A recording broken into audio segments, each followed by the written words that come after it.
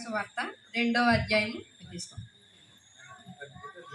15వ వచనం నుంచి 20వ వచనం వరకు చదువుకుందాం.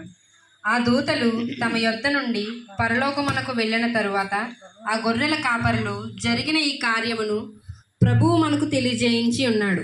మనము బెత్లెహేము వరకు వెళ్ళి చూతుము రెండని ఒకనితోనొకడు చెప్పుకొని త్వరగా వెళ్ళి మరియను యోసేపును తొట్టిలో పండుకొని ఉన్న శిశువును చూచిరి.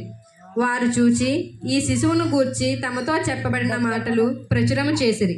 గొర్రెల కాపరులు తమతో చెప్పిన సంగతులను గూర్చి విన్న వారందరూ మిక్కిలి ఆశ్చర్యపడిరి. అయితే మరియా ఆ మాటలన్నీ తన హృదయములో తలపోసుకొనుచు భద్రము చేసుకొనెను.